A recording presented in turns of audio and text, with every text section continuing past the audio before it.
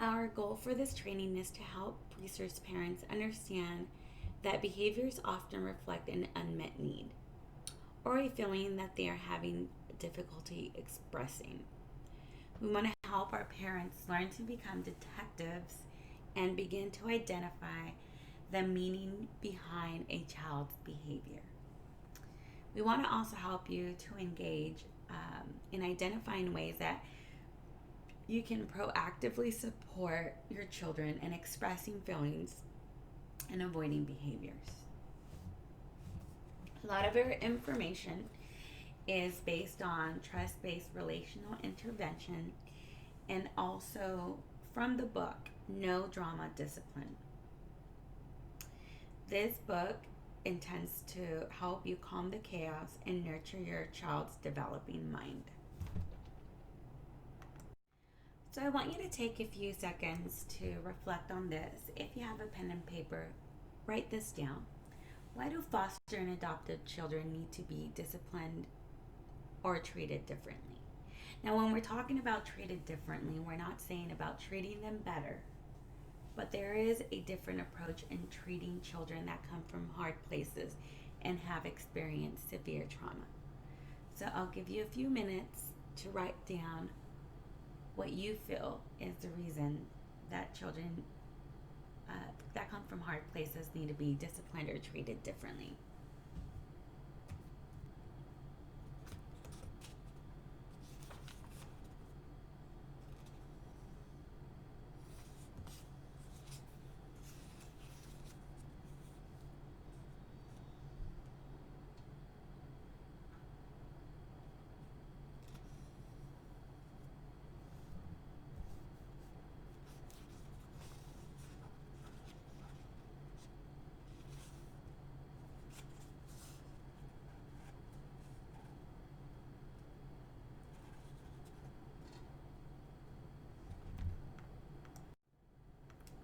So first, let's talk about trauma. We know that children in our care have experienced trauma, even if they do not talk about it, or it doesn't seem like it was that bad. Remember that even just the initial removal is traumatic for the child. We know that children come into care for a number of reasons, such as neglect being one of the highest reasons, physical abuse, sexual abuse, and emotional abuse. When children are placed in care, no matter what the history, they are already traumatized as the removal itself is traumatizing. Oftentimes, these children are on their fight and flight mode, and their upstairs part of the brain doesn't get a lot of practice. The upstairs part of our brain is the part that helps us reason, balance out emotions, and be aware of what we're experiencing. Because children that come from hard places always have their fight or flight turned on, it's hard for them to recognize how they're behaving or simply explain to you that they're in fear or sad. And so usually these emotions are exuded with anger, frustration, and aggressive behaviors. Not all the time, but that tends to be the one that a lot of parents see more common.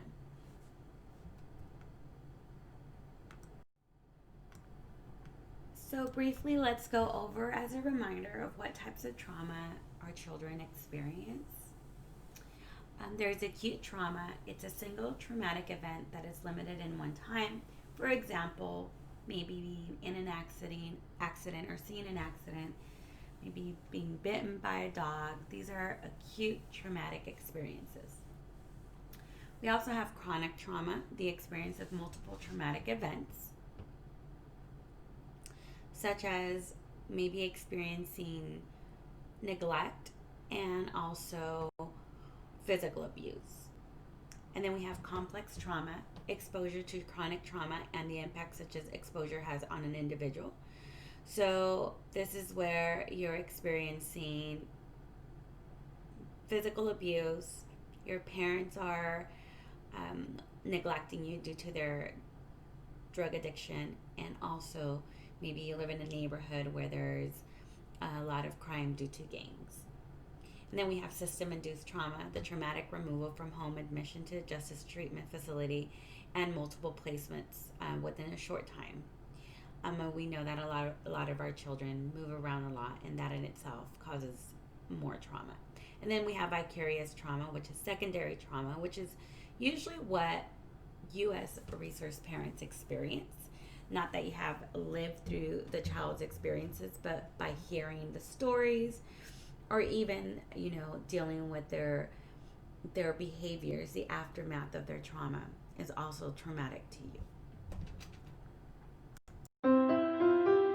What would you do if you knew there was a way to help protect your family from future health problems, such as diabetes, high blood pressure, even alcoholism, drug abuse, and depression? The future sounds so far away, but to your children, every minute in their growing brain counts toward a healthier, more successful life. That's because positive experiences and environments help build stronger foundations for developing healthier brains. And healthier brains lead to greater emotional well-being, greater success in school, and brighter futures. Negative experiences like living in a house with verbal or physical abuse, sick or divorced parents, or emotional neglect create toxic stress that can hinder your child's brain development and lead to those unhealthy outcomes in the future we talked about. We've all heard of stress, but what makes stress toxic? When the weight from all those adverse childhood experiences we mentioned builds up, it can become too much to bear and affect how children look at the world. We call those experiences ACEs for short. Leaves you wondering why you've probably never heard of ACEs before. ACEs are common, but talking about them isn't. In fact, 2 out of 3 patients surveyed have at least one ACE, but they may not know how that ACE score is affecting them or their family. That's because a person with a high ACE score doesn't win. As the number of ACEs increases, so does the risk for negative health outcomes. A score of 5 or more on the ACE survey raises the chance of developing severe health concerns in adulthood to 55%. And those with 6 or more ACEs can die an average of 20 years earlier than those with no ACEs at all. Sounds scary, but the worst part? Parents with high ACE scores are more likely to raise children with high scores too. And it can lead to behavioral issues, school failure, and physical and mental problems. But even if you have a high ACE score, there's good news. Because now you know, and now you can change the direction of your life and help others in your family. The key? Well, as we mentioned earlier, ACEs are common, but talking about them isn't. Changing the conversation can help break the cycle and change lives. To start a new conversation, first take the ACE survey online. It's 10 easy questions that'll let you know if you or your family is at risk. Usually that's a score of 4 or more. Whether you score a 1 or a 10, tell your physician. And remember, a child's brain is always changing and growing, so every positive experience you provide is like another building block on the road to a healthy brain and a healthy future. Funded by a grant from State of Tennessee Building Strong Brains.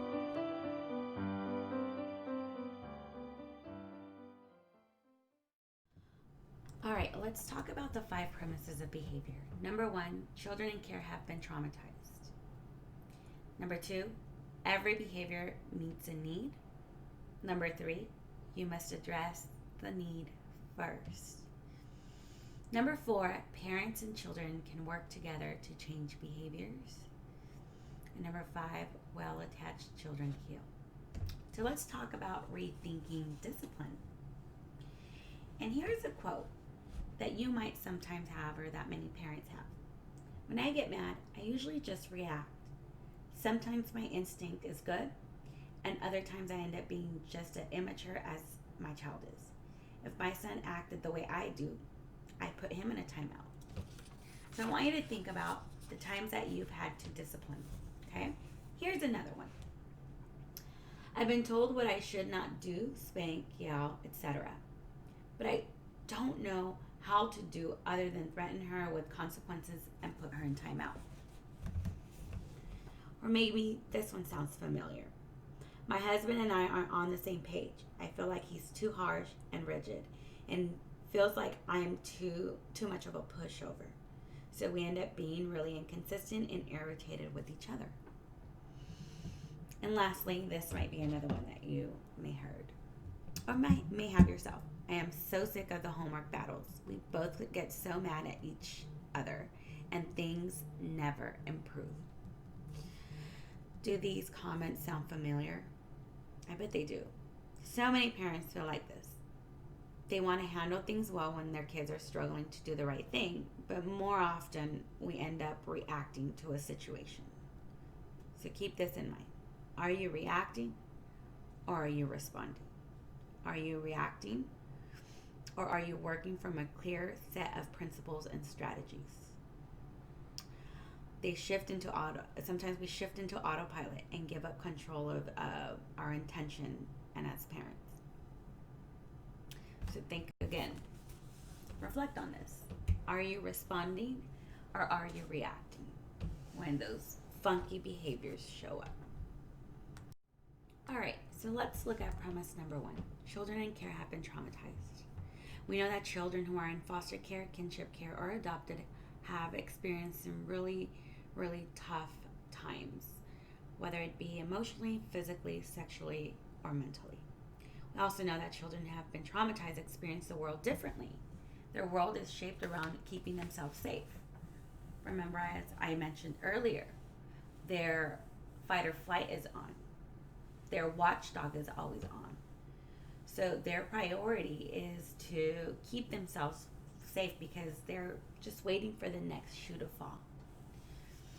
Unfortunately, because they are children, their ability to keep themselves safe is really poor, and we know that.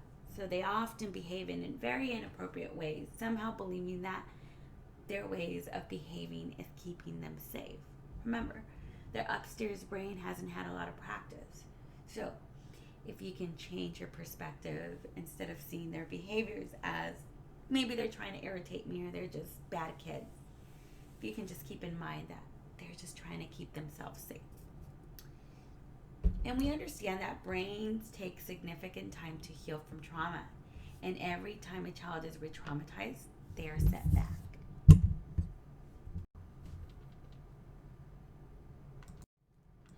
The traumatized brain. We know that the brain of children who have been traumatized looks physically different than those children and adolescents' brains who have not been traumatized.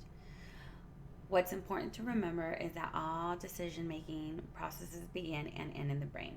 Thus, if a child's brain looks different, their ability to control themselves declines significantly. Here you can see a picture of two brains. This photo is of two brains of 3-year-olds. The one on the left is a child who, for the most part, has had a normal upbringing with no trauma or neglect. And the right one is of a 3-year-old who's experienced severe neglect. Now, as you can see, there's a lot of differences in the brain.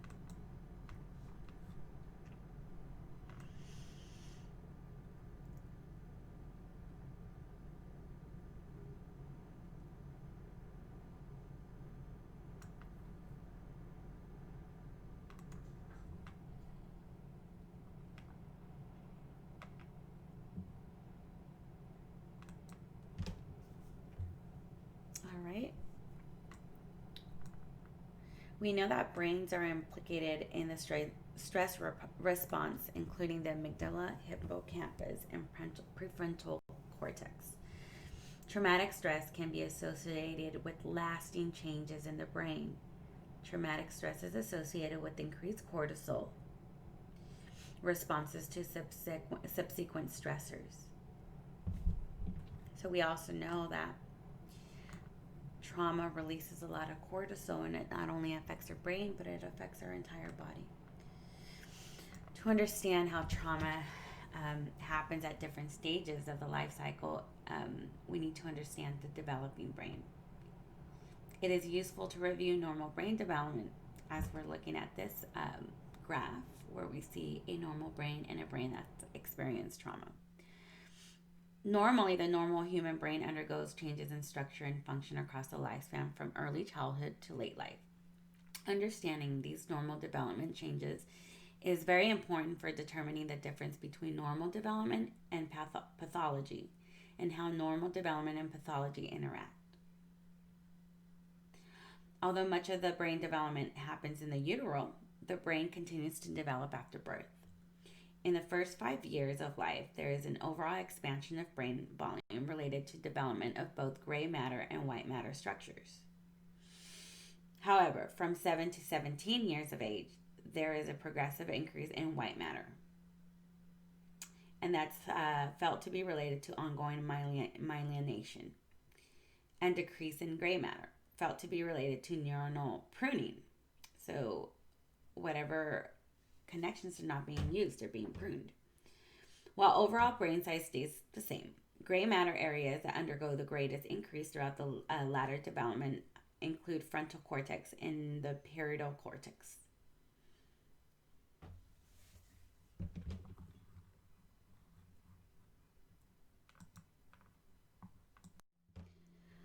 Premise number 2, every behavior meets a need.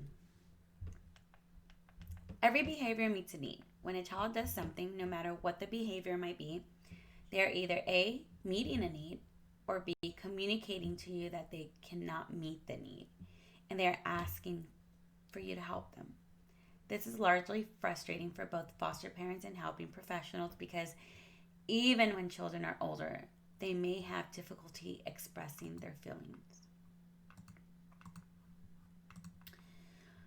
But once we've identified what the child needs, it's our job as caregivers to meet the need whenever possible. In optimal development, a nurturing caregiver consistently responds to a baby's cry.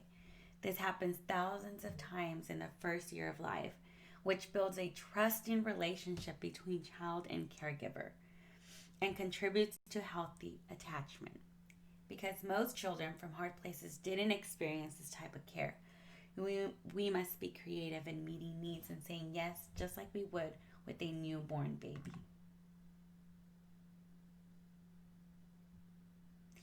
And yes, obviously it's not always feasible or appropriate to give a child exactly what he or she wants, but we can build and strengthen trusting relationships by creatively and joyfully meeting our child's needs whenever possible. Identifying and meeting a child's need helps him or her to feel seen, safe, and understood.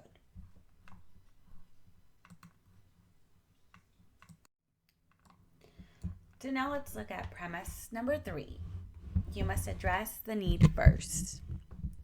When there is a behavioral difficulty or outburst, it is important that you address the need first before you try to address the behavior.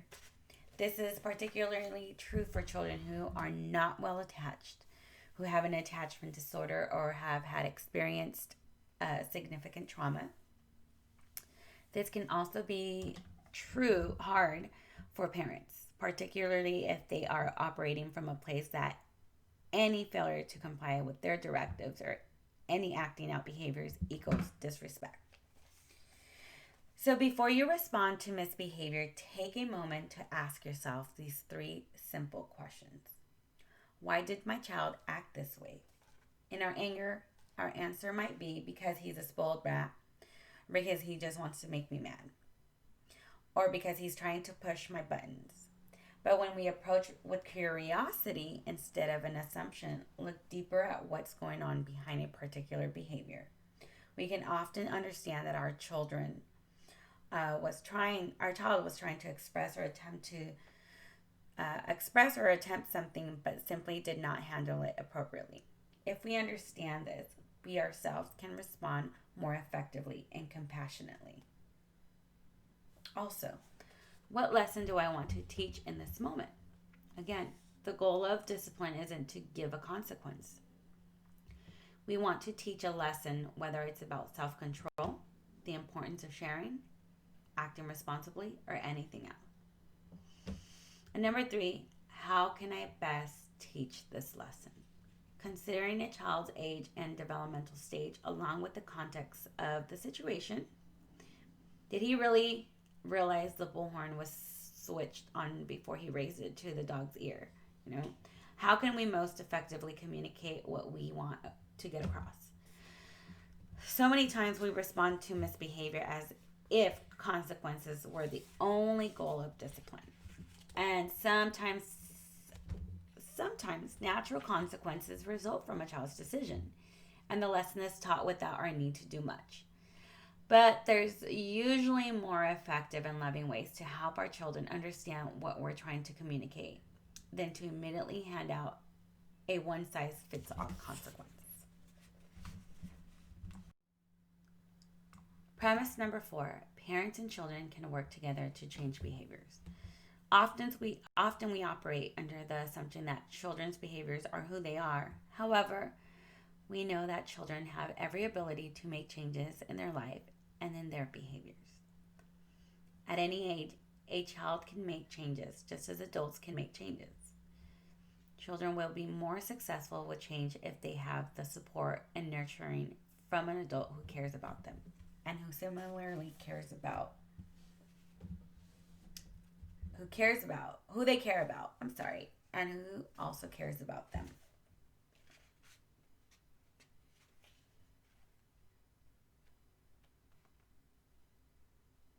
So instead of parenting reactively, parent proactively. And this is also giving your child an opportunity to engage and connect.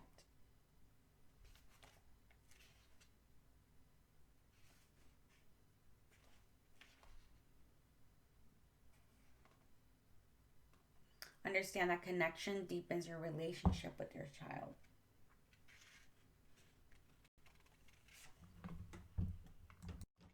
All right, and premise number 5, will attached children heal.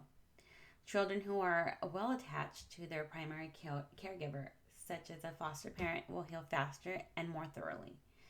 Children who are not attached will struggle to heal, even if their parents have the best intentions for them. Attachment is a deep and enduring bond, and is not a child just knowing that we care about them for a short period of time. Attachment, it goes deeper than that. So I want you to take a few minutes to reflect on a child that might be in your care. And what style of attachment do you think that he or she has?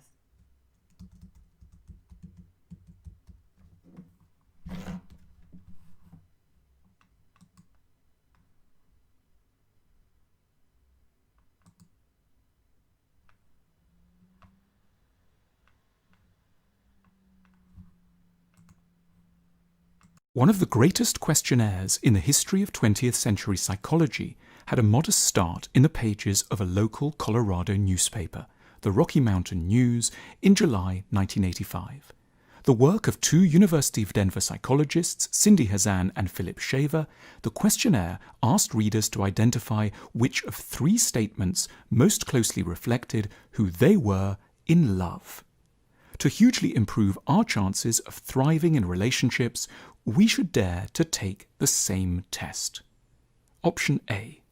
I find it relatively easy to get close to others and am comfortable depending on them and having them depend on me. I don't worry about being abandoned or about someone getting too close to me. Option B. I find that others are reluctant to get as close as I would like.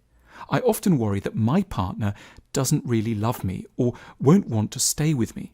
I want to get very close to my partner, and this sometimes scares people away.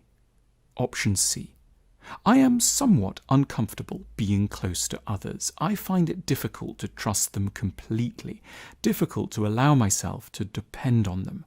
I'm nervous when anyone gets too close, and often others want me to be more intimate than I feel comfortable being. Which of these options applies to you? A, B, or C? Behind the scenes, the options refer to the 3 main styles of relating to other people, first identified by the English psychologist John Bowlby, the inventor of attachment theory in the 1950s and 60s.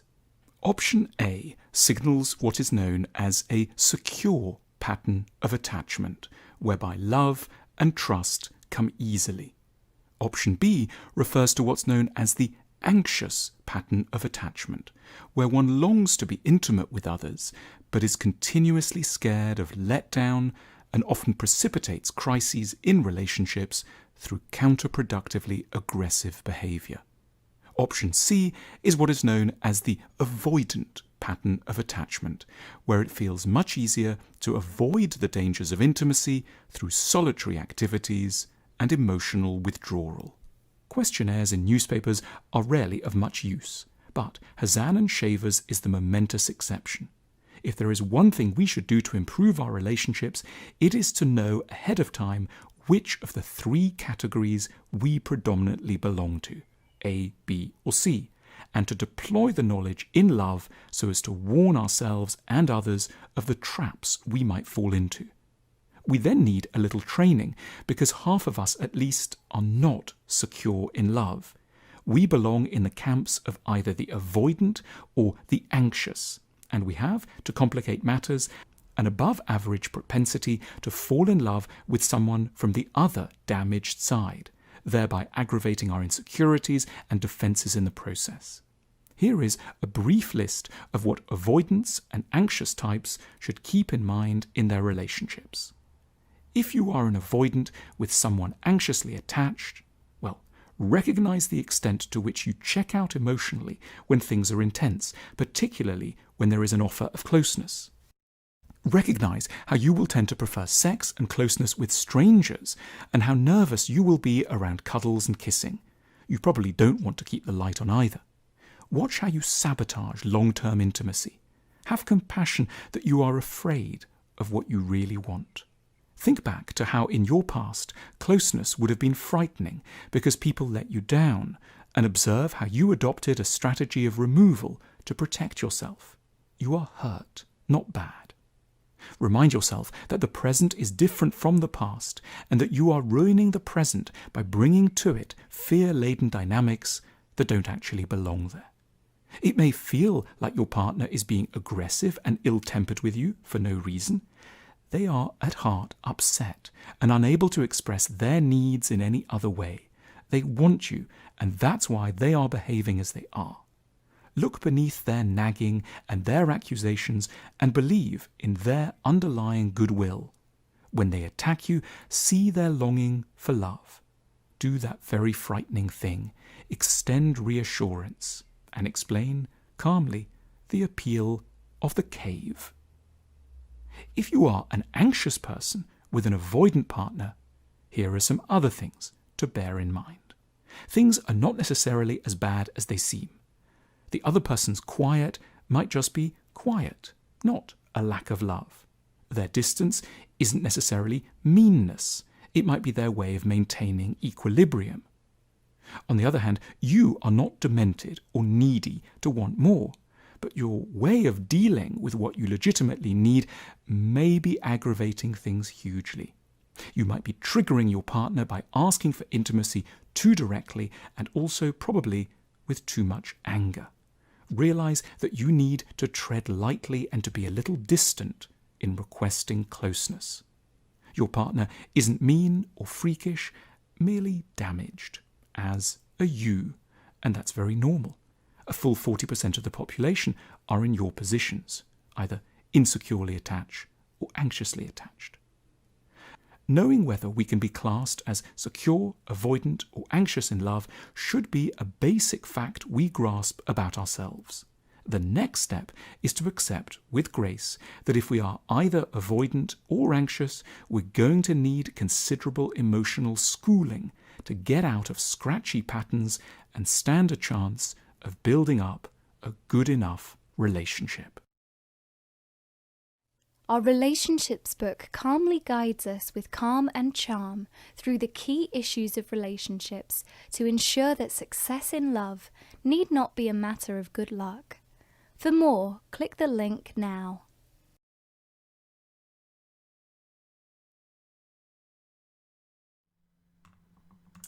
So let's look at behaviors. Behaviors equal expression of a need. Behaviors do not just mean that there is defiance. This is very important for a lot of people to understand and believe. And we want to encourage you as resource parents to be open to this perspective. If you're operating under the belief that children are being naughty just to be naughty, then their behaviors will be frustrating and you will struggle to do what I'm asking you to do. Instead, consider that their needs must be met first, and then, and only then, can you adequately address the behavior. So think about a situation recently that you may have encountered. You can reflect on that behavior that was challenging. What might have been the need that the child needed met?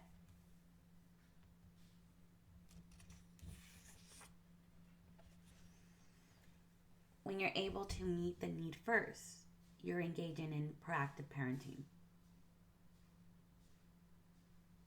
At times, we can avoid having to discipline at all simply by parenting proactively rather than reactively.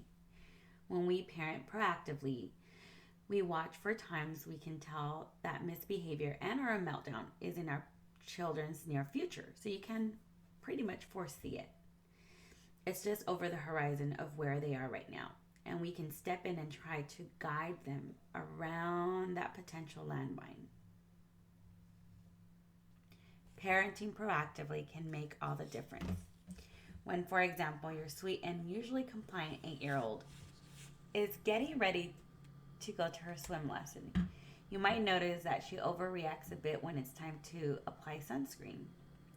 Why do I have to use sunscreen every day? Then while you're getting her little brother ready, she sits down at the piano for a minute to play one of her songs, but she misses a couple notes. Then she slams her fist on the keyboard in frustration. You can interpret their actions as an isolated incident and overlook them, or you can recognize them from the warning flags they probably are. You might remember that the particular daughter gets especially upset when she's hungry, so you might stop what you're doing and set an apple in front of her. When she looks up at you, you can offer her a knowing smile and reminder of this tendency of hers. And hopefully she'll nod, eat the apple, and move back into a place of self-control.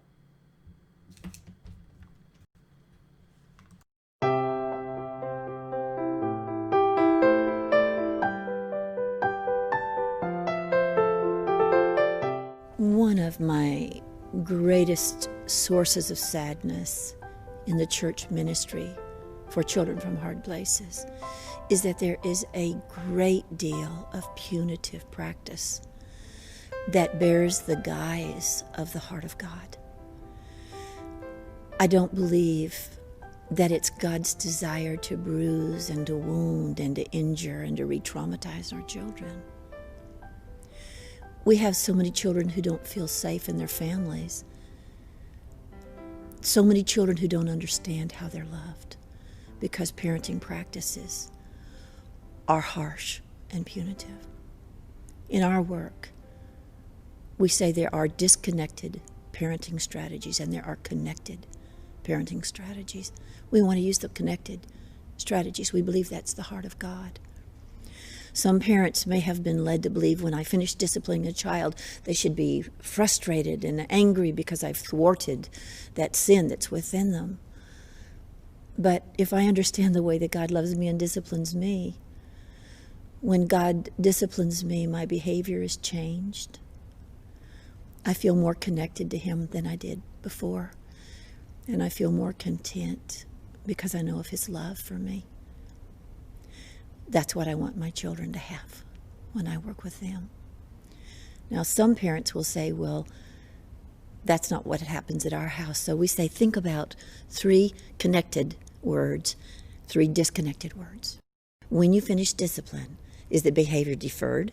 They just do it again when you're not looking? Are you and the child more discontent with your relationship? Do you feel more disconnected? If you see those 3 Ds, I'd encourage you to explore the heart of God and how He disciplines us. When we finish working with a child, we want the behavior, we want 3 Cs. We want the behavior changed, corrected. We want that child to be more connected to us than they were before. And we want that child to be content because they have succeeded. And I know that as a caregiver, I'll be more content because I empowered that child to succeed.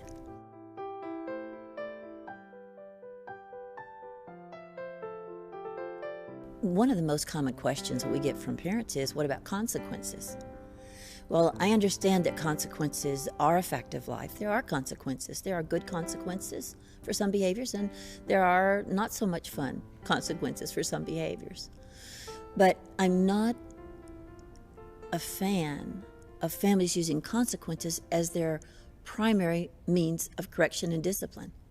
Now, sometimes I use consequences, but a cycle that begins in families is parents who are focused on consequences for discipline begin to see the child's misbehavior, and they assign a punishment, misbehavior, punishment, misbehavior, punishment. And before long, we're driving worse behaviors because the child doesn't feel understood, doesn't feel felt, the child doesn't feel connected. In many ways, our parents unwittingly become the warden, not the coach. So if a child says to me something mouthy, I would prefer to do a redo. Try it again, buddy. That's not how we talk to each other. And then when that's over, it's over. But if I give a child a consequence that they wait till evening to fulfill, or they're grounded for 3 weeks, I create a negative cycle with my child. Now, I don't want to misguide you. I'm very diligent about behavior. I'm very proactive about helping children learn new behavior. But if I can do it through playful engagement, if I can do it through, try it again, buddy, I can very often align with my child in the way that they know I'm their advocate, I'm their coach, I'm their ally, and I'm going to help them face down anything that happened to them before they came to me. We're going to do it together.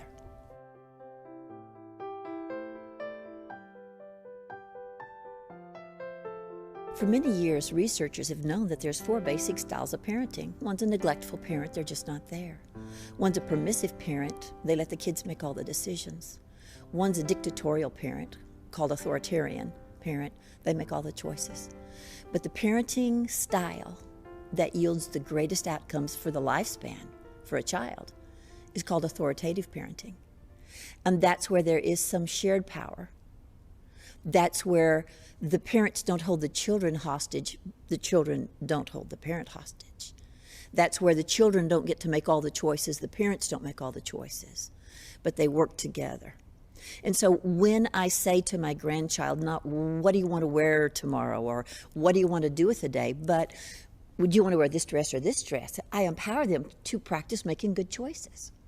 When I say, would you like to go to the park or go to the zoo, I give them limited set of good choices, and I'm empowering them to learn to make choices. Many of our parents don't want our children to have choices until they walk out the door to college. And those are children who've not got practice with making good choices. I'm going to empower a 2-year-old. Do you want juice or milk? I'm going to empower an 8-year-old. Do you want the crayons or the markers? I'm going to empower the adolescent at every age, giving choices, age-appropriate choices, not giving the power all to the child, but sharing power with the child so that they learn how to appropriately use power.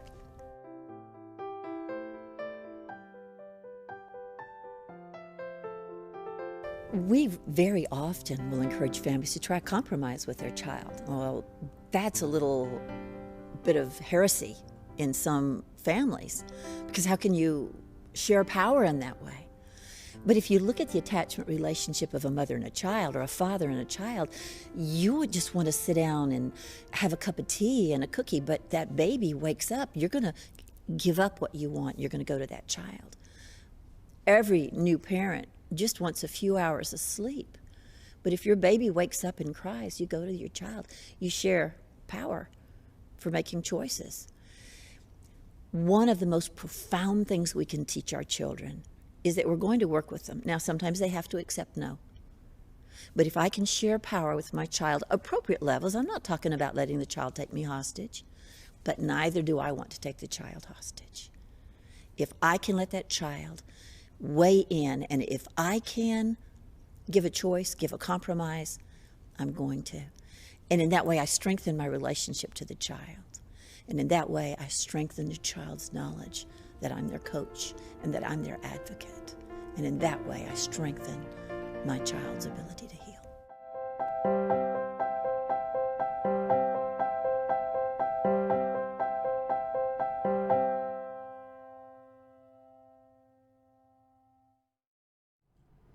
So let's look at some highlights from the previous video. You are the child's advocate and ally. Be playful about it. Learn how to engage with them in a playful way. And learn how to share the power, which really just means working together. This doesn't mean that they overpower you, but you learn how to lead together in their difficulties. A child needs different needs, and these include physical needs, sensory needs, emotional needs, educational, developmental, and cognitive needs. Sometimes these needs will overlap, and we need to be aware of how to support a child through all of these needs. So think about some of these needs. Sometimes a child might be hungry, but doesn't know how to communicate that because they've been neglected for very long. Sometimes they need physical activity, but they don't know how to communicate that. I've heard parents share how their children, when they were brought in to their home prior to that, I heard a story of two siblings where they were neglected and they were left in the hotel room for hours, just sitting down in front of the TV. Think about some of those sensory and physical needs that child might need and not used to. Children have an innate desire to play and move, but when you've been neglected, that need has been suppressed. And also educational and developmental and cognitive needs. So these are all needs that our children require. And this is where you become the detective and learning to identify the cues and the clues that your child is giving you in relations to some of those behaviors that might be funky.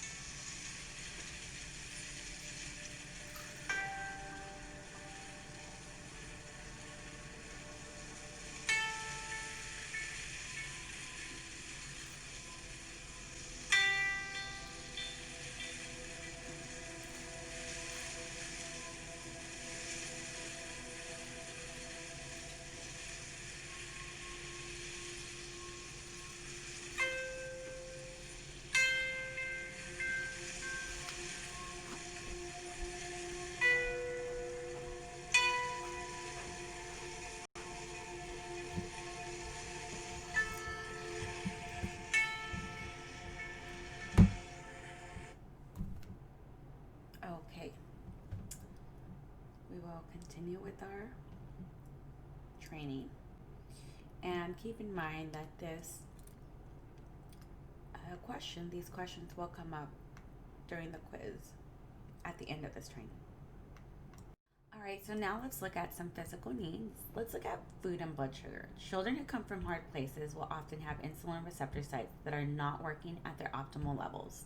They may also have experienced malnutrition in the past. Whether that was they didn't have food and experienced hunger, or that their food intake was one full of sugar, carbs, and processed foods. We also know that children who come from hard places will often be much more easily dehydrated, which means that we have to be more aware of their water intake. Physical activity, as mentioned before. Children in general require significant physical activity, not just to keep them at their weight, but also to help them learn about the world around them. And also physical touch. Children from hard places may shy away from touch or may struggle with who they can give safe touches to. These children may be very aggressive in their touch and may struggle with identifying appropriate levels of aggression in touch and with whom. All right, so what do physical needs look like? Let's look at the behavior. A child being demanding or throwing tantrum, particularly about food. The need being expressed could be that they have low blood sugar or dehydration. Let's look another behavior. Stealing or hoarding food. The need might be that it's being expressed is that they're fearful that they may never have food again. So what other behaviors can you think about? I know we just did a reflection. Is there other behaviors that you're starting to become aware of that you can really pinpoint the need being expressed?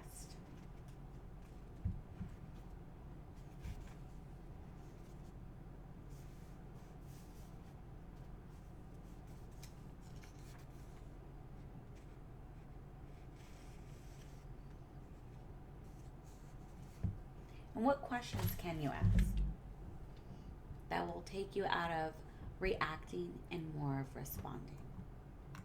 So let's take another reflection break and talk about this. I want you to focus on physical needs when it comes to food. I know this tends to be one that's very common with our resource parents, whether it's children are hoarding food or they're very picky about what they eat. Can you start practicing tracing the why? Why is it that they're acting like this? What is the need that they need met? I want you to write this down. These are opportunities for you to reflect and build new skills. As you reflect on this and as you write it down, you're starting to develop new, healthy, trauma-informed parenting skills that'll help you with your children and when they're having difficult moments. So let's take a few minutes to reflect on this.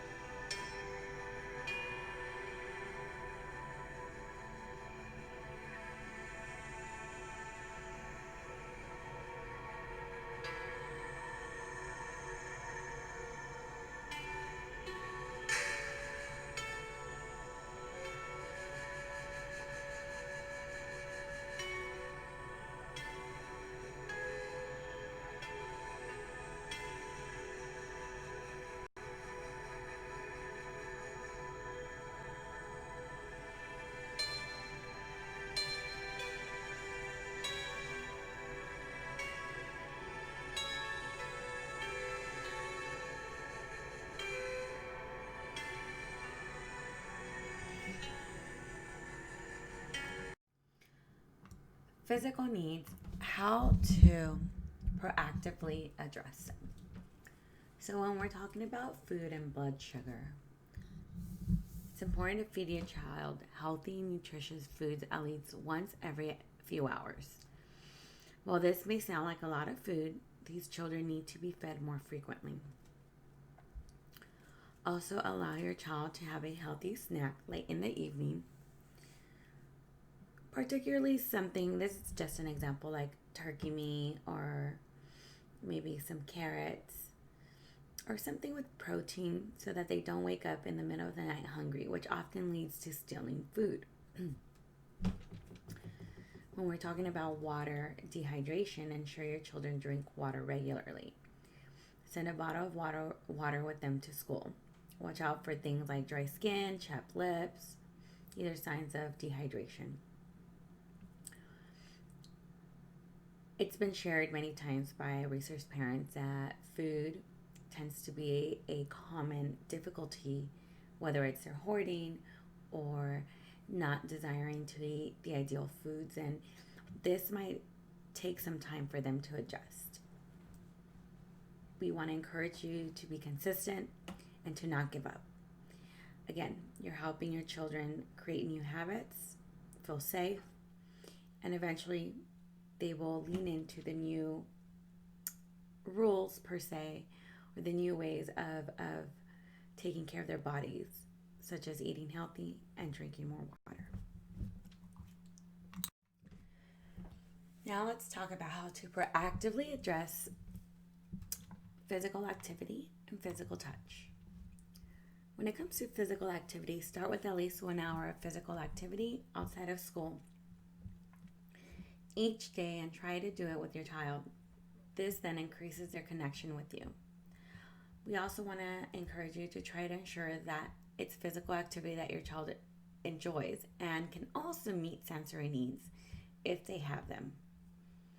This is where you can get creative and look up fun activities and videos. YouTube usually has great resources, and just use your imagination.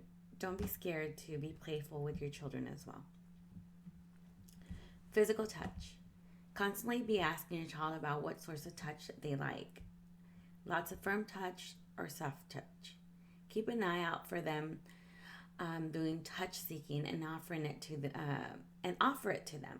If they're bumping next to you, ask them if they need a hug. Again, remember, you're trying to meet your child's needs and be the detective, because oftentimes they don't really know how to express what they need. So this is where you become the detective and be proactive about figuring out what the need is.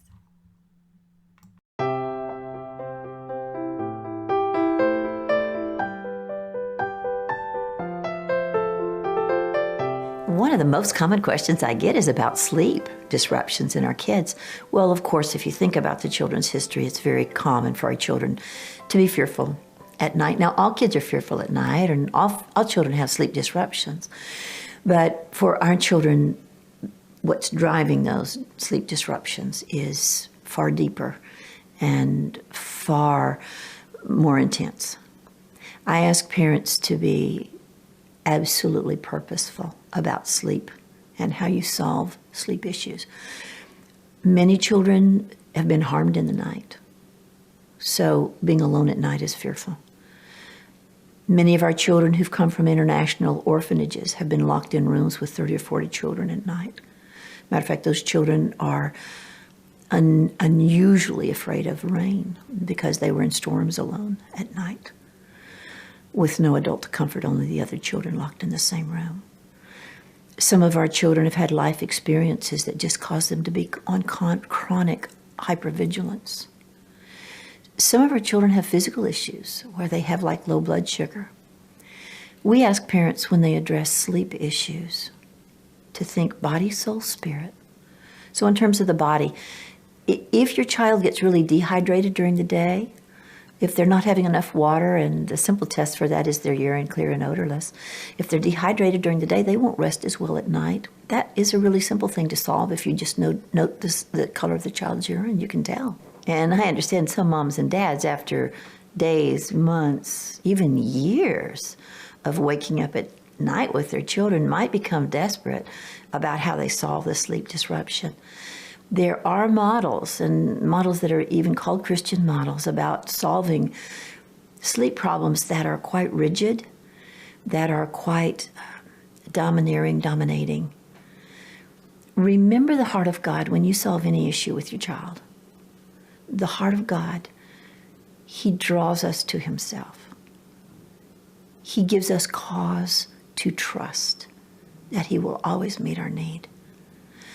A model, especially a Christian model, that does not teach trust, I want to explore very carefully before I use that. A model that drives a child away from me when he needs me, I want to really explore if that's the heart of God. A model that's punitive with a child or harsh with a child over some behavior that is driven by pure terror that is so deeply embedded in them they are not even aware of what's driving them anymore, I definitely want to explore that model. The God that I know, the God that I love, the God that I serve is a God of deep love and compassion. He's a God in whom I can always trust. He doesn't keep me guessing what I'm going to do next or what He's going to do next. I always know my God is going to be there. I always know I can lean on Him. And I always know I can cry out and He will answer me.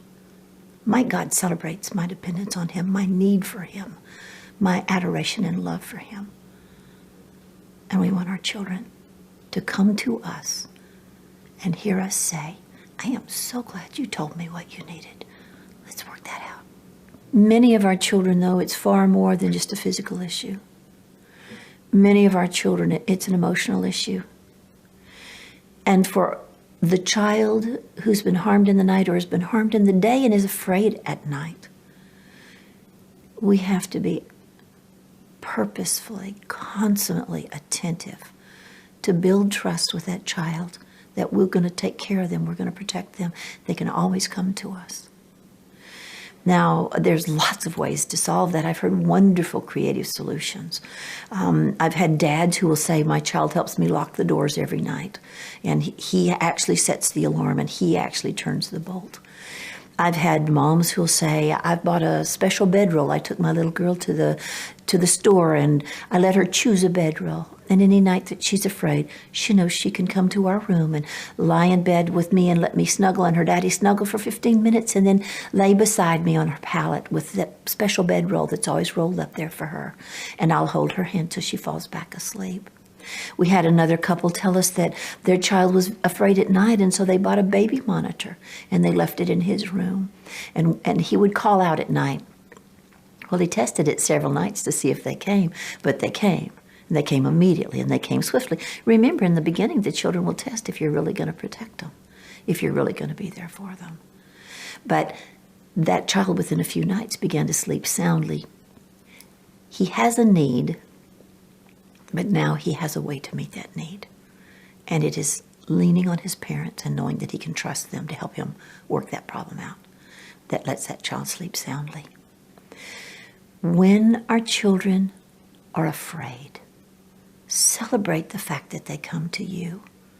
Don't send them away. I'll have parents say, you know, I tell him, you can't be very afraid. You came all the way across this dark house in the night to get to my bed. You can't be too afraid. And I want to weep because that child trusted you to come to you in the middle of the night, and he went through his fears to come to you. Celebrate that need, son. I am so glad you told me what you need. I'm going to help you meet that need. You help me solve this problem. What do you need? Is it a bedroll? Is it a night monitor? Is it knowing you can always come sleep here on a pallet in our room? Is it locking the doors? There are dozens, hundreds, thousands of creative ways to solve sleep disruption while earning the trust of your child.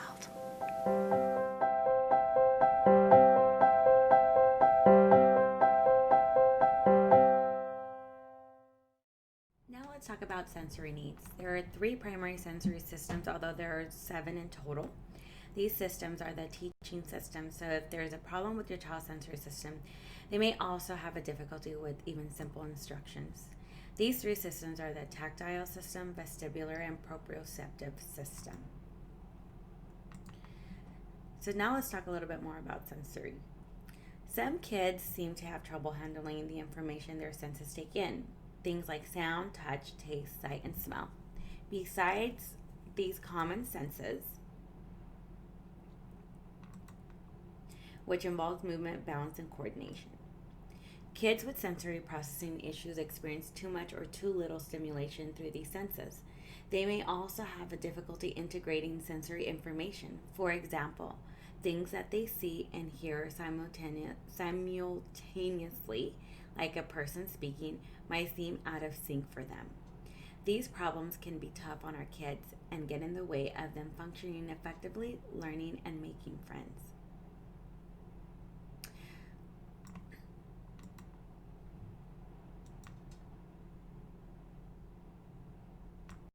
So sensory systems, tactile system, this primarily comes from the skin. How do things feel when they touch me?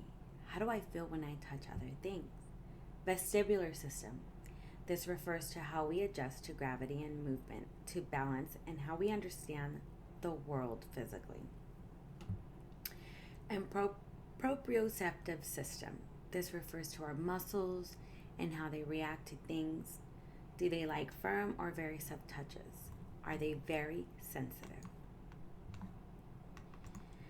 So what are the signs? Sensory processing problems tend to come in two types, under and oversensitivity, although it's common for one child to experience both kinds. Hypersensitive kids are extremely reactive to sensory stimulation and can find it overwhelming. They may be unable to tolerate bright lights and loud noises like ambulance, sirens, etc.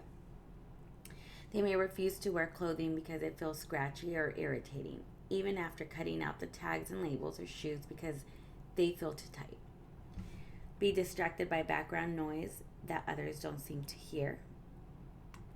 Be fearful of surprise touch and avoid hugs and cuddling even with familiar adults. Be overly fearful of swings and playground equipment. Often have trouble understanding where their body is in relation to other objects or people. Bump into things and appear clumsy. Have trouble sensing the amount of force they're applying. So, for example, they may rip the paper when erasing, pinch too hard, or slam objects down. Hyposensitive kids are undersensitive, which makes them want to seek out more sensory stimulation. They may have a constant need to touch people or textures even when it's not socially acceptable. They may not understand personal space even when kids the same age are old enough to understand it. They may have an extremely high tolerance for pain. They may not understand their own strength. Be very fidgety and unable to sit still. Love jumping, bumping, and crashing activities. Enjoy deep pressure like tight bear hugs. Crave fast spinning and intense movement. Or love being tossed in the air and jumping on furniture and trampolines.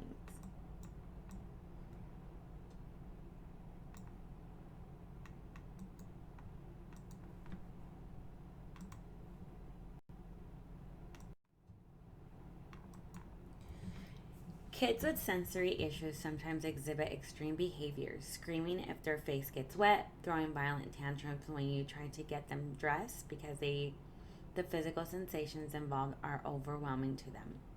They may have surprisingly wild mood swings as a reaction to change in their environment. For instance, a first grader might be fine in a quiet setting with a calm adult, but place her in a grocery store filled with an overload of visual and auditory stimulation, and she might melt down.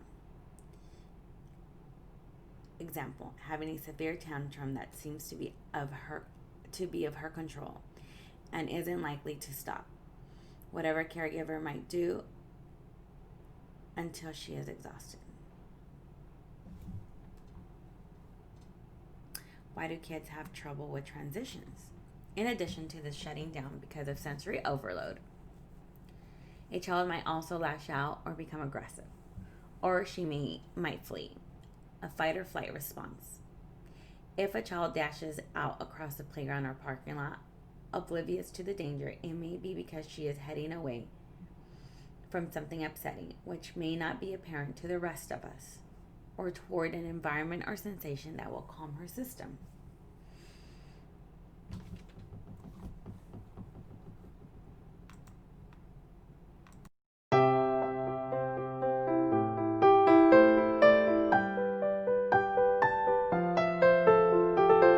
Sensory processing issues are very, very common in our children. It makes sense when you think about it developmentally. When a parent holds their newborn child, they're touching them, they're cradling. That baby feels the warmth of that parent's hand, the warmth of the parent's body. When I hold my baby against my chest, they feel my heart pounding and thumping gently.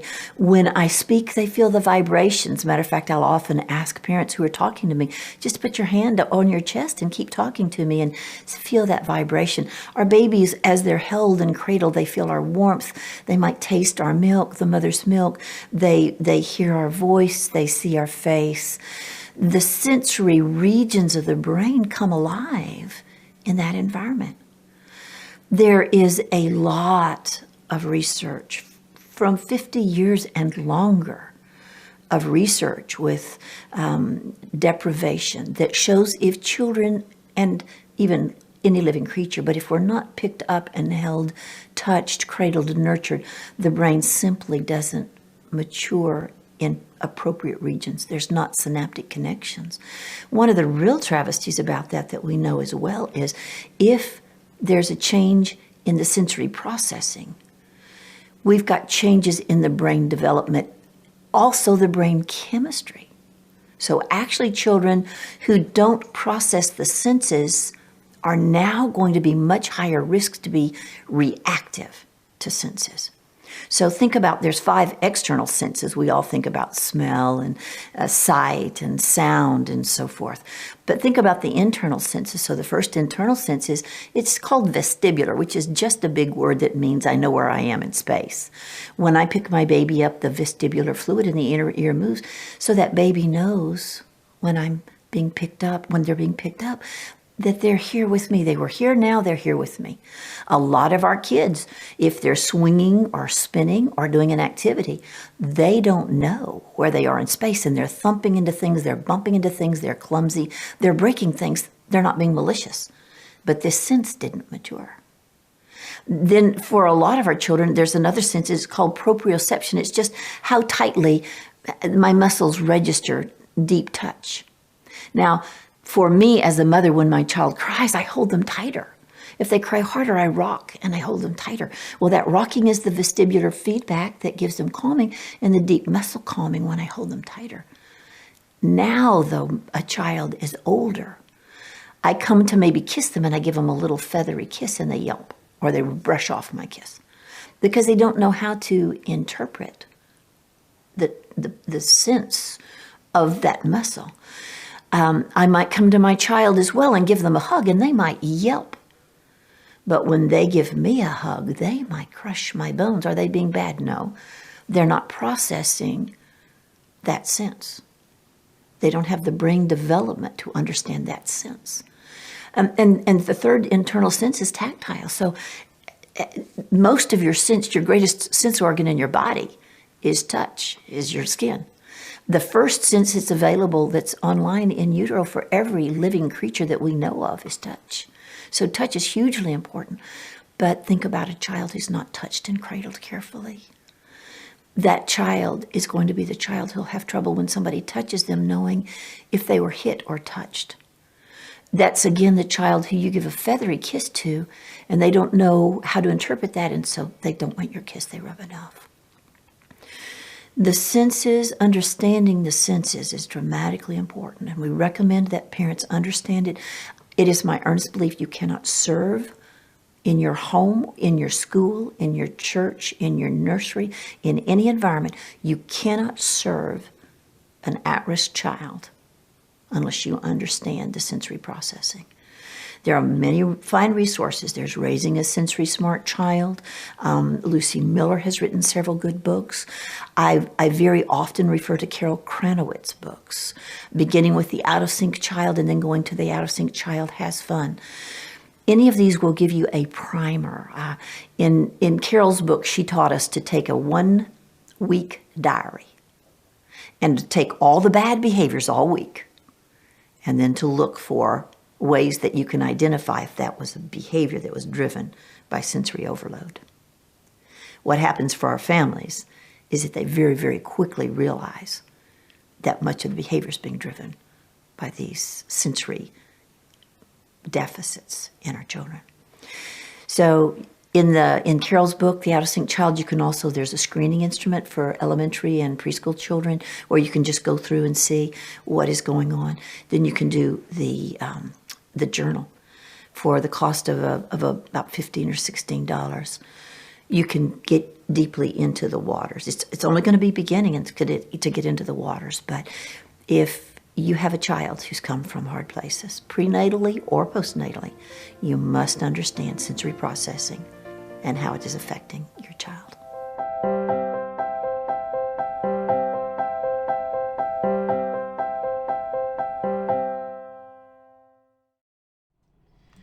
So what sensory needs may look like? Here are some examples that we'll go over.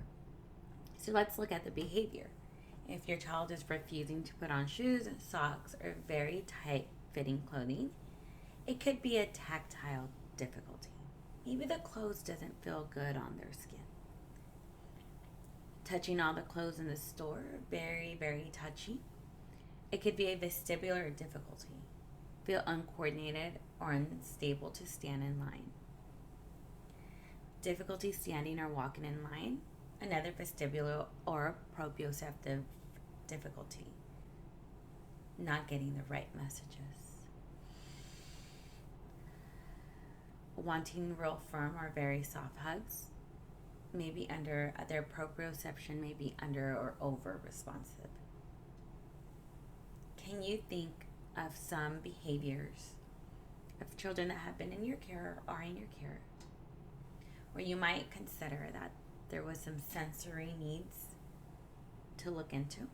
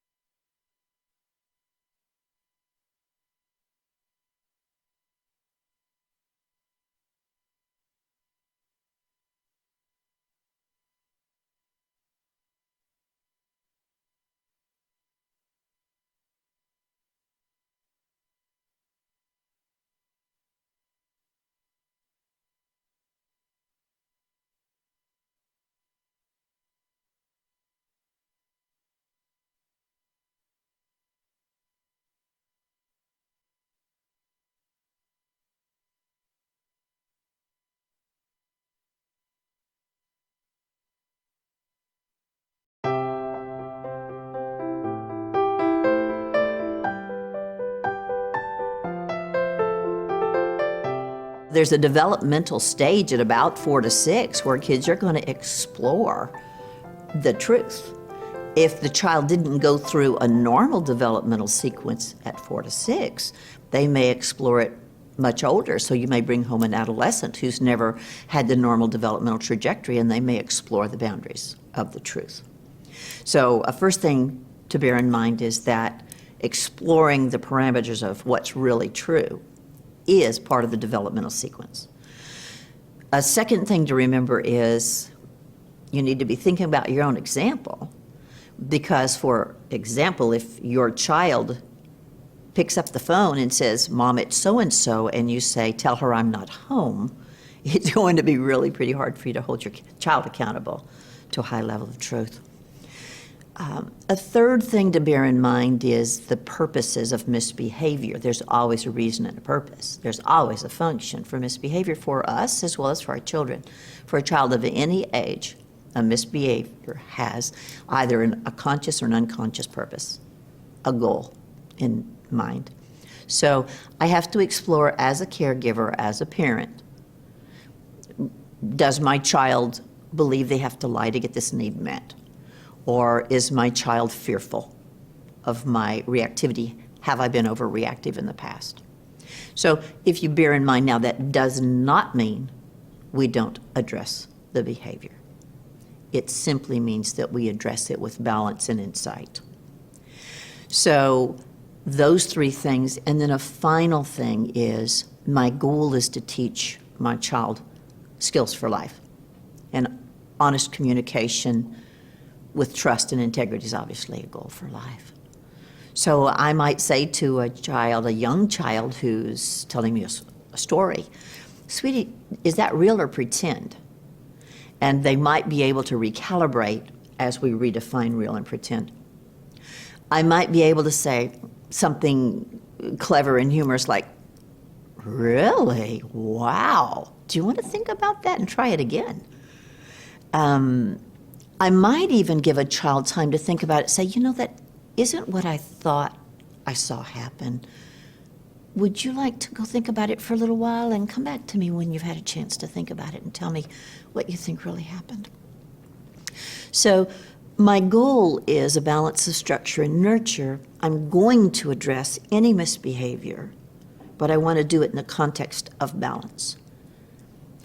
It's really important as parents look for how to help their children develop long-term strategies for integrity in their relationships with each other, with family members and God. It's really important for us to remember that we want to celebrate the good and not have joy in, "Aha, I caught you." Okay. We're taught by Scripture, by the heart of God, that God rejoices and that God's love rejoices in the good. It doesn't rejoice in evil. So let your child see your joy in helping them succeed. My experience with children who tell stories and outright lies is that when they understand, I'm here to help you succeed, I'm going to work with you, you need to work with me. Let's work this out together. That a child will come forward to tell the truth, and then let me help them solve the problem or the need that was driving that lie. The two primary errors that I see with parents when their children lie is that they either overreact or they don't react at all. And neither one of those is an appropriate response. We need to do a balance of structure and nurture. We need to do a balance of responsiveness and proactively addressing these needs as parents who are teaching our children patterns for life. The issue of lying comes up frequently for parents. I know it has for me. And as I began to look at this and the challenges that lying creates for me as a dad, I realized that, frankly, a lot of it was rooted in my own past. I can remember vividly the destruction that lying had created in my childhood, in my upbringing, whether it was the lies that I told or the lies that I was told. And so I came into adulthood and into parenthood more specifically with a lot of baggage around the issue of lying. As we know, all kids are going to explore the boundaries of the truth and truth-telling. But for me, because of all this history that I brought forward on the issue of lying, I tended to do what a lot of dads and a lot of moms do. I overreacted. I came down on lying as if it were the sin above all sins. And while it's not a good thing and we don't want our kids to lie, we also need to make sure we remain connected even as we help teach and train them in truth-telling. The other tendency that some parents have is to completely ignore lying, to excuse it or to justify it or to somehow wish it away. And the reality is that we have to deal with lying when it comes to our kids. But the question is, how do we deal with that? Is there a way to deal with lying so that our kids and us stay connected, so that we can train and teach them, so that we can build into them the value of truth-telling, that it pleases us, it pleases more importantly God, and that it helps keep trust in relationships as opposed to tearing it apart? I've discovered that the answer is yes, that we can come about the issue of lying in a way that keeps us connected with our kids. I think it's also important to recognize that sometimes I have a tendency and other parents have a tendency to want to catch their kids in a lie so that they can use that as an example and then make a big deal of that and teach them. And at the end of the day, I want to celebrate my kids' successes. I want, even in those situations where they're coming to me and maybe lying is going to be something they're going to turn to, I want to be able to say to them, hey, you know what? It's really important that you tell me the truth, because when you do, I can trust you and you can trust me, and together we can solve whatever problem it is that you have or whatever mistake it is that you've made. The issue of lying is a serious one. It's a challenging one for parents. But the issue is not whether we deal with lying. We have to. The question is, how do we deal with lying? And focusing on dealing with lying in a way that keeps us connected, that keeps us side by side with our kids, that helps them understand we're their coach and we're their advocate, and we can help them solve any problem that they have.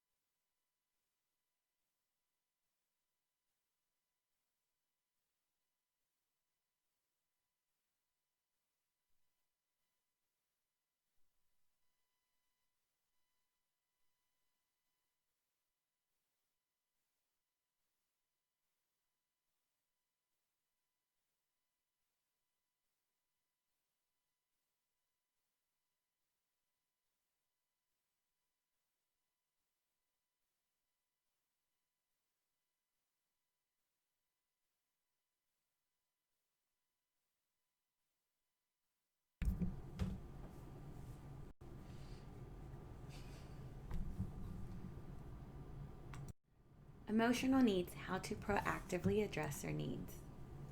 Conversation. Remember that sometimes your kids need help calming down and making good choices. It's when their emotions get the best of them that we have the most discipline issues. And just as you'd hold and rock or pat a baby to calm her nervous system, you want to help your children calm down when they need it. Words are useful, especially when you're validating feelings. But most nurturing takes place non-verbally. We can communicate so much without ever talking. The most powerful nonverbal response of all is one that you probably do automatically. You touch your child. You put your hand on her arm, you put your hand close to you, you rub her back, you hold her hand. A loving touch, whether subtle, like the squeeze of a hand, or more demonstrative, like a full warm embrace, has the power to quickly diffuse a heated situation. You can also have conversations with your child to calm them down, and frequently tell your child you care about them and that you love them no matter what.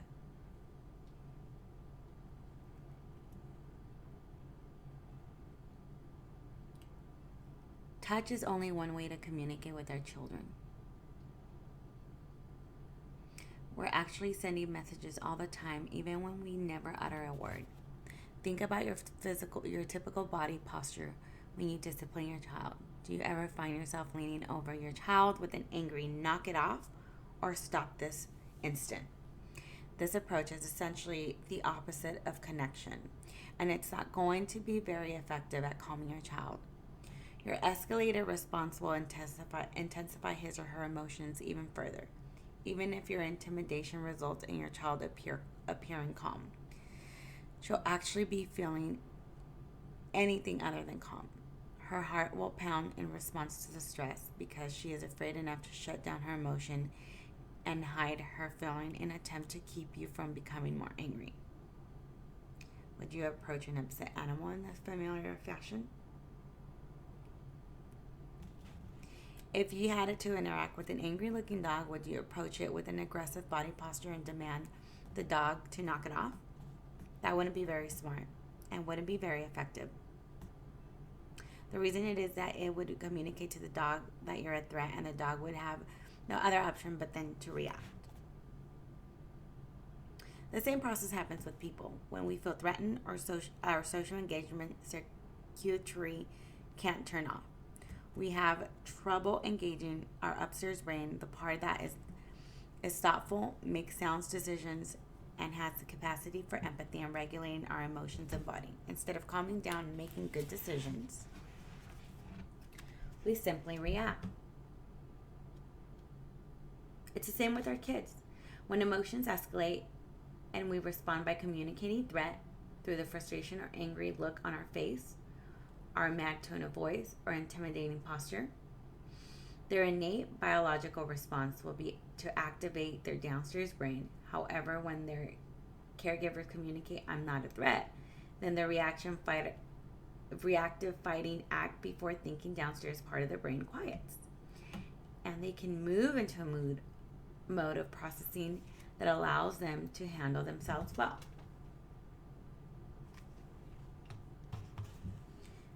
Another good way to help children proactively address their needs when it comes to emotions is be a good role model. Talk about feelings frequently, pleasant and unpleasant feelings.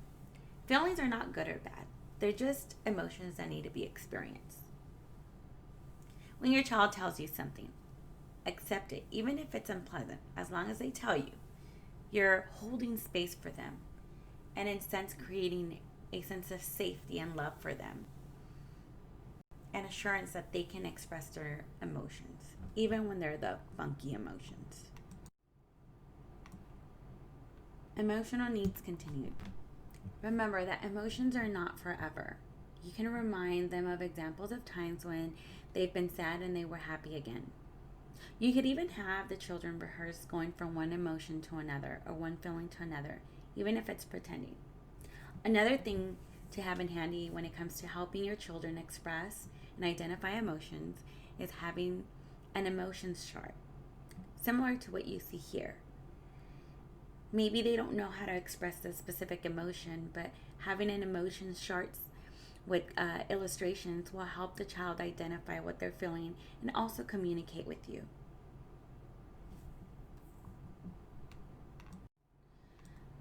Supporting a child in expressing themselves. Be a good role model. Be a good role model in how you express your feelings. Use I statements and feeling words, and accept the feelings of others without becoming angry or upset. Ultimately, we can tell kids what to do, but they're going to learn by what we do. So the next time you're driving and someone cuts you off, think about responding in a positive and loving way. Are you going to acknowledge that that was frustrating and let it go? Or are you going to roll down your window and cuss the person out? Your children are watching. Ask the child how they feel and give them words, feeling words, or use the chart. No matter what, listen. One of the best ways to address misbehavior is to help kids distinguish between their feelings and their actions. This strategy is related to the concept of connection, but we're actually making a complete different point. When we say to embrace emotions, we mean that during redirection, You need to help your kid understand that their feelings are neither good or bad, neither valid or invalid. They simply are. There's nothing wrong with getting angry, being sad, or feeling so frustrated that you want to destroy something. But saying it's okay to feel like destroying something doesn't mean it's okay to actually do it. In other words, it's what we do as a result of our emotions that determines whether our behavior is okay or not okay. So your message to your children should be, you can feel whatever you want to feel, but you can't always do whatever you want to do. Another way to think about it is as that we want to say yes to our kids' desires, even when we need to say no to their behavior and redirect them towards appropriate action. So for example, you might say, I know you want to take this shopping cart home. That would be really fun to play with, but it needs to stay here at the store so other shoppers can use it when they come. Or you might say, I totally get it that you feel like you hate your brother right now. I used to feel that way about my sister when I was a kid, and I really was mad at her. But yelling, I'm going to kill you, isn't how we talk to each other. It's perfectly fine to be mad, and you have every right to tell your brother about it. But let's talk about other ways to express it. Say yes to the feelings, even as you say no to the behavior. When we don't acknowledge or validate our kids' feelings, or when we simply imply their emotions should be turned off or are no big deal or silly, we communicate the message, I'm not interested in your feelings, and you should not share them with me. You just stuff those feelings right on down. Imagine how that impacts the relationship. Over time, our children will stop sharing their internal experiences with us. As a result, their overall emotional life will begin to constrict, leaving them less able to fully participate in meaningful relationships and interactions.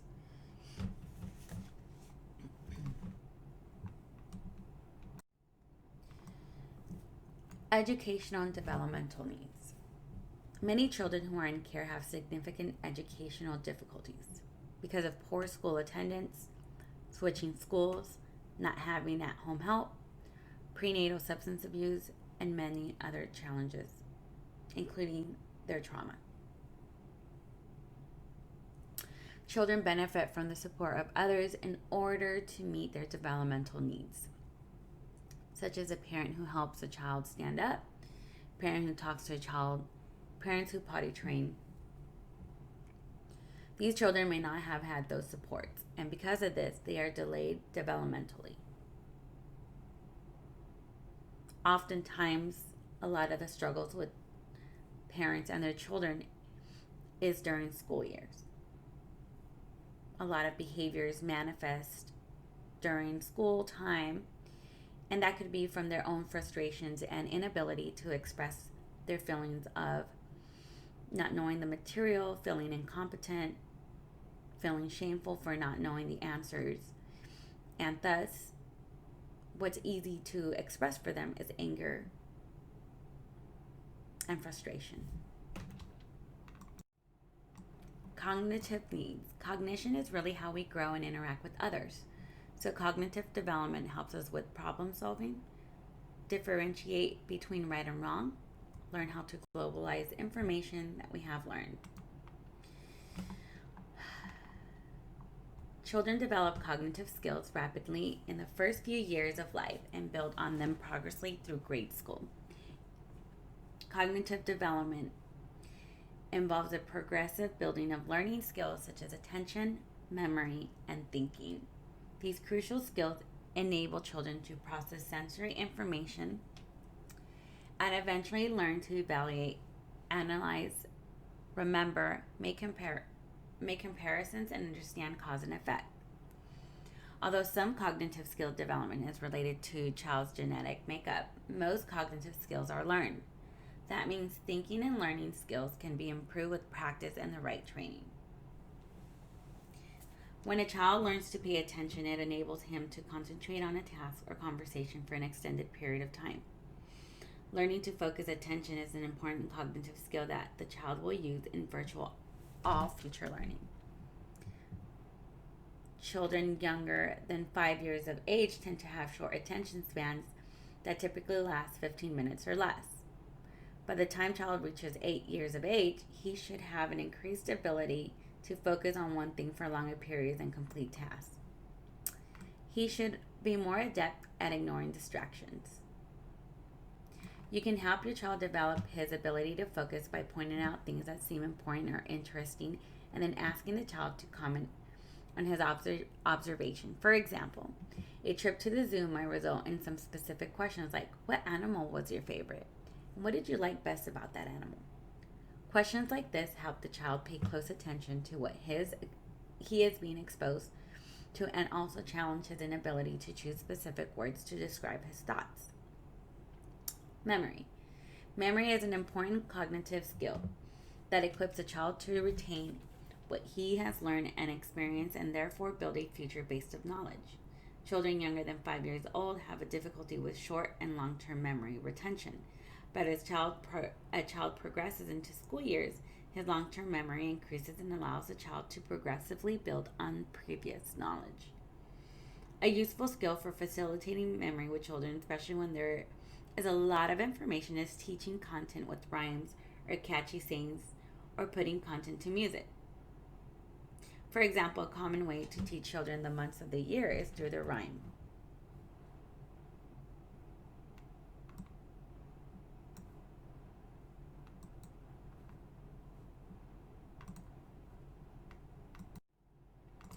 Educational development and cognitive needs. What will it look like?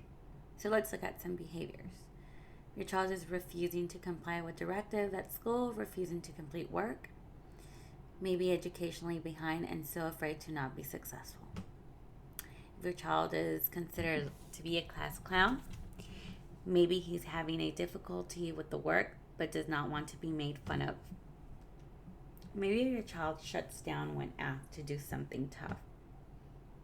You may feel that they should be able to do something but cannot be successful, and so it's frustrating for them. So again, remember that these behaviors are letting you know that there is a need being expressed, and you get to play the detective.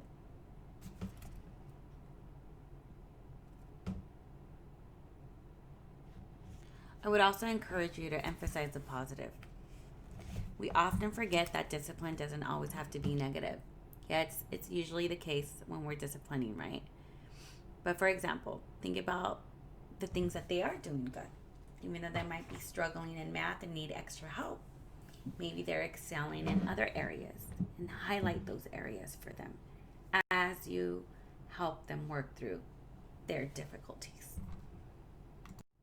Educational needs. How to address them proactively. Be your child's best advocate. Make regular contact with teachers and advocate for services if they are needed. Remind your child regularly that you love and care for them, and no matter what their grades are, as long as they are trying their hardest, that is enough. Ensure that they have time for homework every day with your support and practice skills that they struggle with, such as math facts. Maybe if you do it with them, they will be much more likely to stick with it. I would also encourage you to allocate a space and time for them to do their homework. I know it seems easy and comfortable to do homework on their bed or on the floor, and maybe that's something that you can be flexible with, but designate an area. That's going back to creating body memory. So they know that when they sit there, they're going to learn and they feel supportive, and it helps create a sense of responsibility for them as well. And don't be afraid to reach out to their teachers and school supports and advocate for your child if you feel something's not meeting their needs or it's just too much. You can also ask for homework to be modified or for what other sources are available to help your child succeed. Understand healthy and appropriate cognitive development so that you can know when your child is delayed, ahead, or right on track. We're not asking you to be an expert, but we're asking you to be informed. and take advantage of our classes and workshops that we have to help you identify and be aware of cognitive, developmental, and other needs. If your child is developmentally or physically delayed, spend extra time working with them on meeting those physical developmental tasks. Talk with them. Do not be embarrassed about things. For example, if you are embarrassed to show your 10-year-old foster child how to shower, they will be embarrassed as well. Some of these basic life skills they don't know about, and it's okay to show them. Always ask for permission.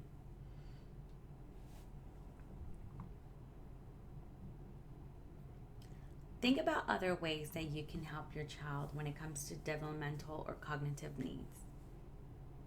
What have been some challenges that has shown up for you when it comes to physical and developmental delays? Take a few moments to express those and reflect on those.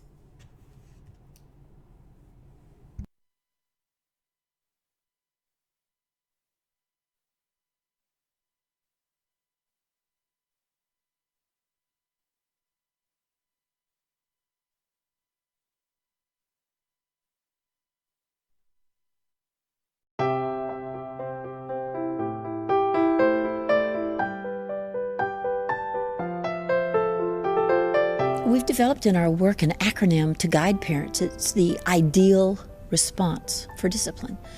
I stands for immediate. D stands for direct. E stands for efficient. A stands for action-based, and L stands for leveled at behavior, not at the child. So, ideal. I, immediate. We know that if you respond to a child's behavior, good or negative behavior, within 3 seconds they will learn. So when the child does something good and you say, wow, that was nice using your words, or that was such good show and respect, or wow, I love it when you look at me with those beautiful blue eyes. When we do that within 3 seconds, or when a child needs to be redirected and they say something harsh and we say, well, let's try it again. If we say it immediately, we know from brain research, a child will learn. If we do it direct, we ask parents to be within 3 feet of your children. That's where I could reach out and touch my child. So direct means that when I talk to my child and I say, tell me about your day, I'm going to be my body poised towards their body and my eyes and my full attention to them. I am fully present to that child and I'm asking them to be present to me. My eyes are there for them. I might reach and touch their shoulder. That child's going to connect to me. Also, when I need to redirect a child or correct a child or even discipline a child, I may say, give me 2 hands. Now, do you want to try that with respect? I'm not going to lob words at the child. Hey, go make your bed. Hey, stop doing that. I'm going to go to the child or bring the child to myself. And I'm going to be immediate and direct. I'm going to be efficient. We have a lot of parents who are going after a mosquito with an elephant gun. So the child does something minor, and the parent overreacts or reacts too harshly. And so what we say is be efficient, and we actually use what we call levels of response. And so we have 4 levels of response. And a low-level response, the child might say, I'm not doing that. And you might say to the child, are you asking me or telling me? Oh, could I please not do that? Okay, that was good asking. So I can use playful engagement and redirect a child most of the time. And then if a child moves on into, well, I'm telling you, I'm going to do that. And I might use choices. Sweetheart, you've got 2 choices. Now, again, I'm immediate and direct. You've got 2 choices. You can either color with the pencils or color with the crayons, but you can't use the markers, if that was what the child was saying, for example. So I might use choices. Then I might use compromises. And actually, in terms of being efficient, some parents find it's counterintuitive because something that we do, a child might say, you're stupid and you're ugly and I hate you and I'm not going to the library. Or I'm not going to bed, and they've just done all this mouthy stuff. Well, they look like a pretty high challenge. I'd call that a level 3 challenge. But I might be able to meet that level 3 challenge without starting a nuclear race. I might be able to say, if you're asking for a compromise, try it again and give me good words. And the parent will say, well, why would you give that kid that was mouthy a compromise? And I would say, because my goal is to give that child voice and to connect with them and to do shared problem solving with them. So the child might go like, okay, could I please not go to the library? It's really boring. Well, sure, that was good using your words. Thanks for using those good words with me. In every case, I've been efficient. I haven't used force. I don't need force. I have relationship. So our discipline style on the ideal response is immediate, direct, efficient, action-based. We know from brain research that there's something called a sensory neuromotor loop. What it just means in common terms is, if I do the thing I heard about, I have a body memory for it. And so when a child does the wrong thing, they have a body memory for the wrong thing. And my goal as a person who wants to connect and empower my child, I want to give my child the body memory for the right thing. So when a child, if I've got something in my hand and a child grabs a pencil out of my hand, I say, whoa, stop. Put that back here, now. Now my voice may change, my demeanor will change, my words get slower. I am no nonsense about this kind of behavior. I'm not permissive about bad behavior. But I have a goal to reconnect and to guide this child to empower them. And so I say to that child, put it here, now. Now I don't take it back from them. I want them to have body memory to give it to me. So I say, here, now. And if the child resists, I might wait. I'm counting to myself because I know my children are slower to respond because their brains are different. So inside I'm going 1, 2, 3.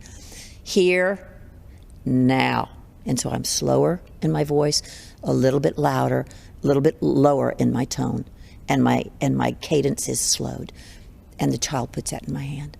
Now I'll say, thank you. Now, do you want my pencil? If the child says yes, I'll say, give me good words and ask for it. And they'll say, Mom, can I use the pencil? Or Miss Karen, can I use the pencil? Whatever child it is. I'll say, of course you can. That was great asking. Here you go. Give me 5. Now, that child has the motor memory for doing the right thing. And now, the path that was to the right thing. Now, when we start out, and I just have to be honest, I understand with the parents, the path to the negative behavior might be a 8-lane freeway. And the path to the behavior you want might be a little machete-chopped jungle vine bridge somewhere in the dense forest. But every time my child practices with me, action-based practice with me, they chop away some more vine, and this little jungle path can also become a freeway. And the last thing in our ideal response is clearly leveled at behavior, not at the child. So when it's over, I want 3 things. I want the behavior to be changed or corrected. I want the child to be more connected to me than they were before. And I want the child to be content because they succeeded. And I know that I'll be content because I helped them.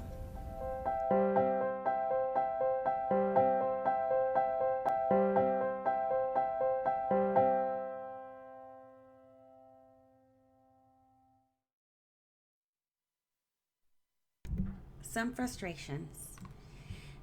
It's not always easy to identify what a child needs, especially if it fits into a number of categories. It could be an emotional, it could be hunger, it could be physical. One of the things that can be extra frustrating is that the older children should be able to tell us what they need. But they're not always going to be able to do that for us.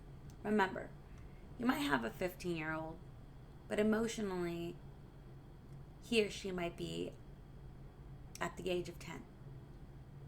So it's your job to play detective and hold space for that child and understand. Finally, we may know what a child need is, but we may not be able to do anything about it. And that's okay. I want to remind you that sometimes you might not be able to do something about it, and that does not make you a bad resource parent. It's important that we acknowledge these frustrations because what you're being asked to do is not always easy.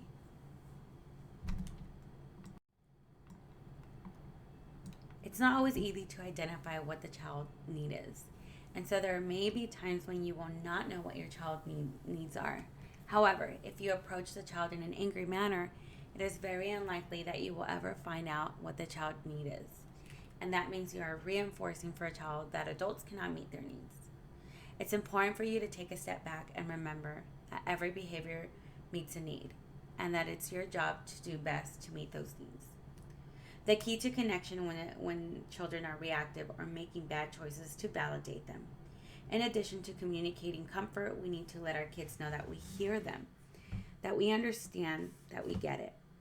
Whether or not we like the behavior that results from their feelings, we want them to feel acknowledged and sense that we're with them in the middle of all those big feelings. We want to attune to our child's inner subjective experiences, focusing our attention on how they are experiencing things from the point of view. Just as in a duet, both instruments need to be tuned to each other to make good music, we need to tune our own emotional response to what's going on with our kids. We need to see their mind and recognize their internal state, then join with them in what we see and how we respond.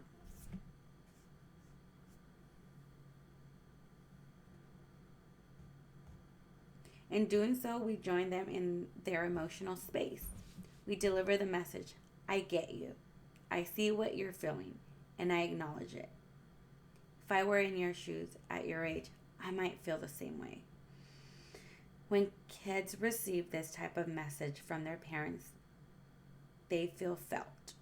They feel understood. They feel loved. And as a huge bonus, they can then begin to calm down and make better decisions and hear the lessons you want to teach them.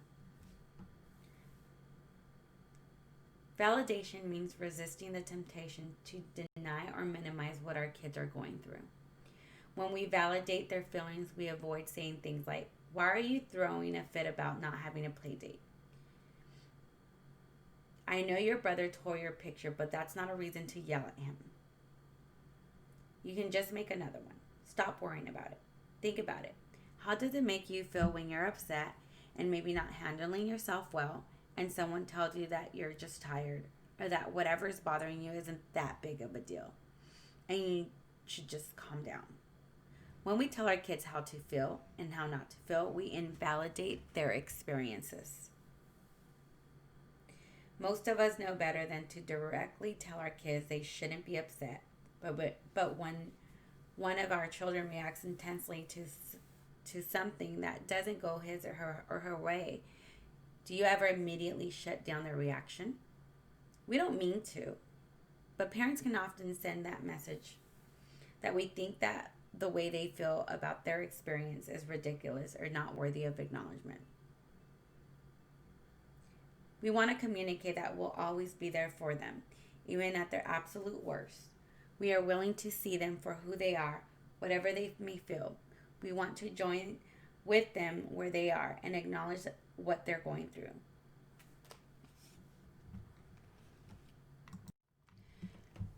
Thank you for being part of this training.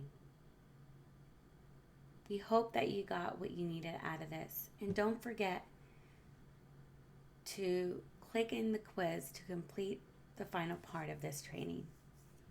You should receive your results within 2 days. Thank you again and have a great day.